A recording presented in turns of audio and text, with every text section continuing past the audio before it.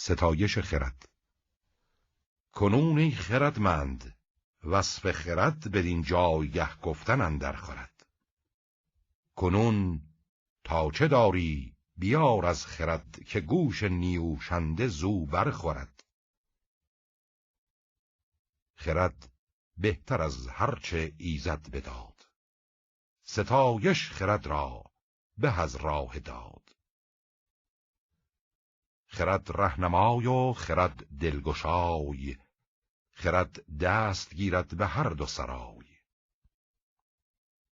از او شادمانی و زویت غمیست، و زویت فزونی و زویت کمیست. خرد تیره و مرد روشن روان، نباشد همی شادمان یک زمان. چه گفتان خردمند مرد خرد، که دانا ز گفتار او برخورد. کسی کو خرد را ندارد ز پیش، دلش گردد از کرده خویش ریش. هوشیوار دیوانه خواند ورا، همان خویش بیگانه داند ورا. از اویی به هر دو سرای ارجمند، گسسته خرد پای دارد به بند.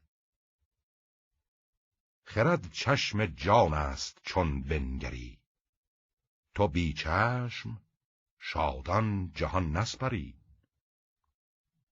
نخست آفرینش خرد را شناس، نگهبان جان است و آن سپاس. سپاس تو چشم است و گوش و زبان، که از این سه رسد نیک و بد بی گمان.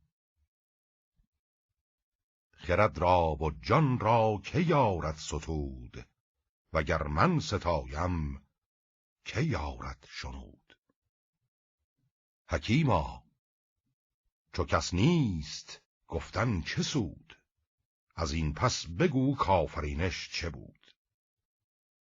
تویی کرده کردگار جهان، ببینی همی آشکار و نهان. به گفتار دانندگان راه جوی، به گیتی بپوی و به هر کس بگوی. ز هر دانشی چون سخن بشنوی، از آموختن یک زمان نغنوی. چو دیدار یابی به شاخ سخن، بدانی که دانش نیاید به بن.